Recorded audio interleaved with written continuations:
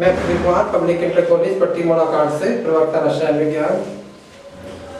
तो बच्चों इससे पिछले लेक्चर में हम बात कर रहे थे फास्फोरस पेंटाक्लोराइड की, ठीक है। उसके बनाने की विधियों का हमने वर्णन कर लिया था और अब हम जो है उसके जो भौतिक और रासायनिक गुण है, ठीक है, उसके बारे में चर्चा करेंगे।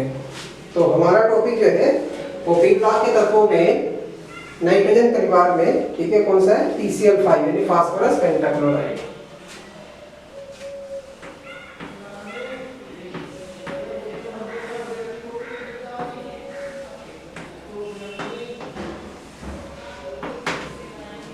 फास्फोरस पेंटाक्लोराइड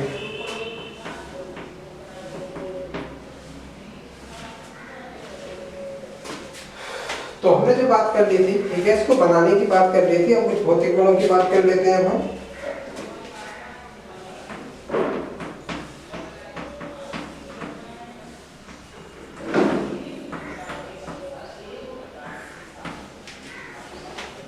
पहला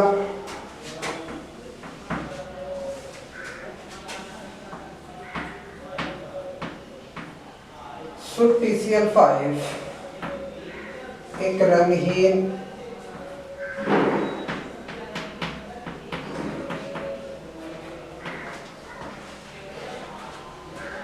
हालांकि कभी कभी थोड़ा सा हल्का पीला भी हो सकता है, ठीक है, हल्का सा पीला भी हो सकता है, लेकिन सामान्य तौर पर जब बनाया हुआ होता है तो लगभग रंगहीन होता है, लेकिन जैसे मैंने बताया हल्का पीला भी हो सकता है। तो शुद्ध TCl5 एक रंगहीन तीक्ष्ण गंधयुक्त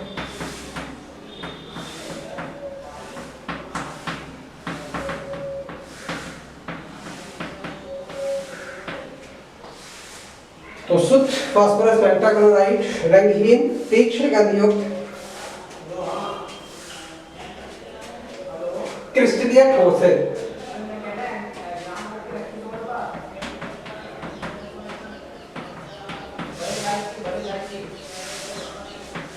क्रिस्टलीय ठोस पदार्थ है।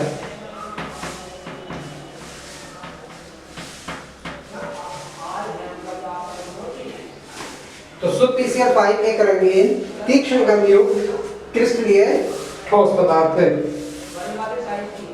जो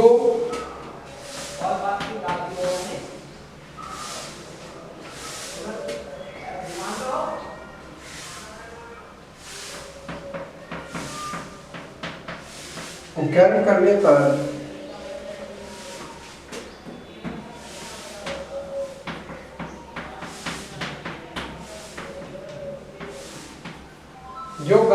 पर ऊर्ध्वपातित होता है।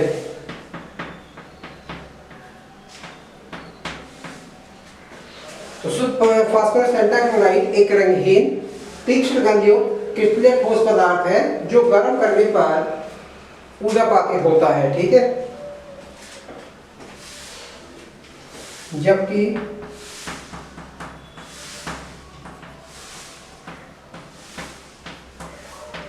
उच्च ताप पर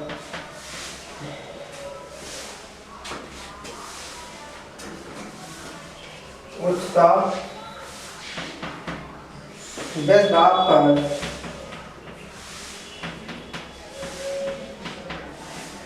यह पिघल जाता है।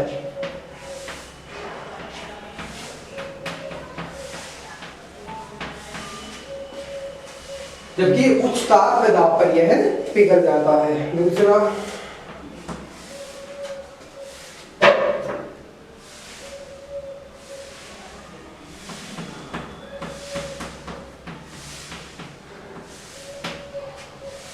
हो जाएगा इसके अंदर वियोजन।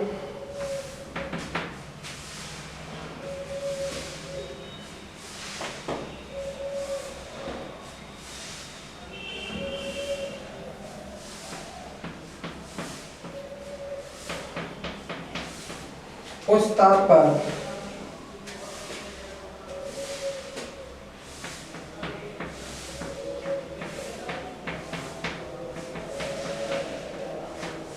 उच्च ताप पर गर्म करने पर यह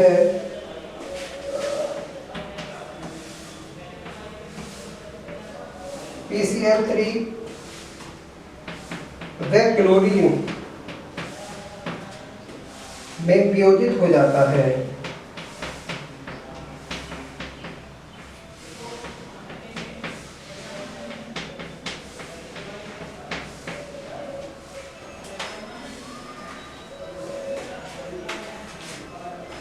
यानी PCl5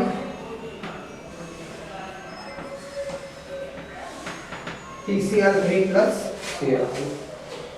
तो यहाँ पर ध्यान देंगे, जो शुद्ध PCl5 है, फास्फोरस पेंटाक्लोराइड होता है, वो रंगीन होता है, तीक्ष्ण गंधयुक्त इसलिए ठोस पदार्थ है। ठीक है। अब जो है पदार्थ जो गर्म करने पर क्या होगा, ऊर्ध्वपातित हो जाता है। ठीक है। और उस ताप व दाब पर अगर इसको ज्यादा गर्म कर दिया जाए पदार्थ, ठीक है, हाई टेम्परेचर पर अगर इसको ले लें तो ये पिघल भी जाता है। वियोजन की बात अगर हम करें, इसको उस ताप पर अगर हम इसको गर्म करते हैं तो ये वियोजित हो जाता है और वियोजन के दौरान क्या बनता है, PCl5 मतलब PCl3 और Cl2 बन जाता है। ठीक है। तो मुझे मेन चीज ये वाली है कि यहाँ पर वियोजन के बारे में थोड़ा सा जानना बड़ा आवश्यक है, क्योंकि एक तो होता है अपघटन और एक होता है वियोजन। ठीक है, इन डिसोसिएशन और डिकम्पोजिशन। तो जो अपघटन होता है, डिकम्पोजिशन होता है, ठीक है, इसमें क्या होता है, तो विद्युत अपघटन होता है, ऊष्मीय अपघटन होता है। तो ऊष्मीय अपघटन की अगर हम बात करें तो जब पदार्थ को गर्म किया जाए और गर्म करने के बाद, ठीक है, उसे ठंडा करने पर वही पदार्थ दोबारा से ना प्राप्त है। यानी कि मान लिया उसको गर्म किया, गर्म करने के बाद वो पदार्थ अपने अवयवों यानी कि दो एक से ज्यादा अवयवों में टूट जाए, ठीक है, और ठंडा करने पर पुनः वही पदार्थ प्राप्त ना हो, तो वो कहलाता है ऊष्मीय अपघटन। ठीक है, ये हम कह सकते हैं वो अपघटन कहलाता है, यानी कि डिकम्पोजिशन कहलाता है। उसके बाद आती है बात डिसोसिएशन की, यानी कि वियोजन की बात आती है। तो यदि किसी पदार्थ को यदि गर्म कर दिया जाए और गर्म करने पर वो एक से अधिक पदार्थों में टूट जाए और ठंडा करने पर पुनः वही पदार्थ प्राप्त हो जाता है, तो वो क्या कहलाता है, वो वियोजन कहलाता है। ठीक है। जैसे यहाँ पर अगर हम देखें तो फास्फोरस पेंटाक्लोराइड है, गर्म किया गया तो PCl3 फास्फोरस ट्राइक्लोराइड और क्लोरीन में अपघटित हो गया वाला, ठीक, मतलब वियोजित हो गया। लेकिन जैसे इसको ठंडा किया जाता है, पुनः इकट्ठा करने के बाद फिर फास्फोरस पेंटाक्लोराइड बना देता है। ठीक है, इसलिए यहाँ पर क्या है, वियोजन है। सही है। तो मैं समझता हूँ आप अच्छे प्रकार समझ गए होंगे कि शुद्ध फास्फोरस पेंटाक्लोराइड एक रंगहीन और कभी-कभी हल्का पीले रंग का भी हो सकता है। ठीक है। तो शुद्ध फास्फोरस पेंटाक्लोराइड एक रंगहीन तीक्ष्ण गंधयुक्त क्रिस्टलीय ठोस पदार्थ होता है। ठीक है, जो कि गर्म करने पर ऊर्ध्वपातित हो जाता है और उच्च ताप और दाब पर गर्म करने पर ये पिघल जाता है। ठीक है, उस ताप पर गर्म करने पर ये वियोजित हो जाता है, किसके अंदर, फास्फोरस ट्राइक्लोराइड तथा क्लोरीन के अंदर ये वियोजित हो जाता है। ठीक है, तो इस प्रकार से क्या होगी हमारे भौतिक गुण।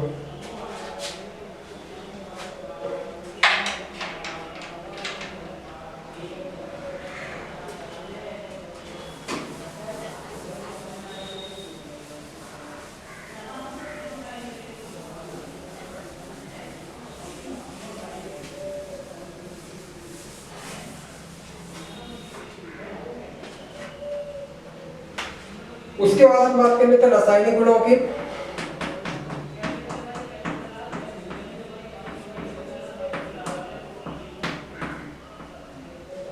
रासायनिक गुण,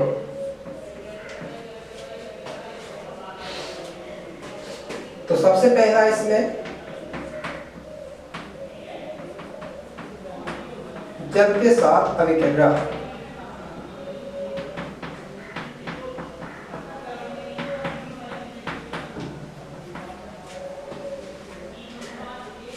जल के साथ अभिकरण, तो इसमें नम वायु में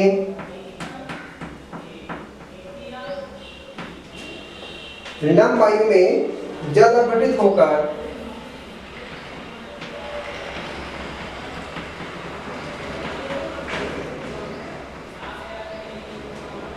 नम वायु में जल अपघटित होकर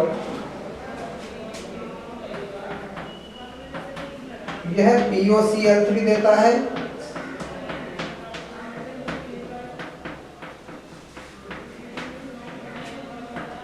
जबकि जल के अभिक्रिया में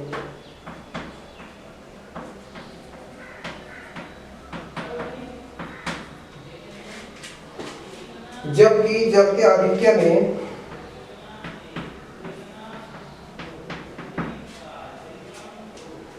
यह है ऑर्थोफॉस्फोरिक अम्ल H3PO4 देता है।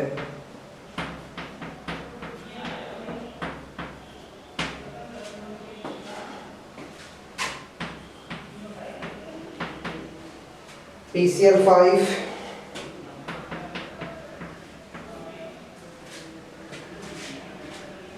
यहाँ पर ध्यान दें, नम वायु में जलापूरित होकर ये POCl के नीचे फास्फोरिक क्लोराइड देता है, जबकि जल के आधिक्य में H3PO4 ठीक है ऑर्थोफॉस्फोरिक अम्ल देता है।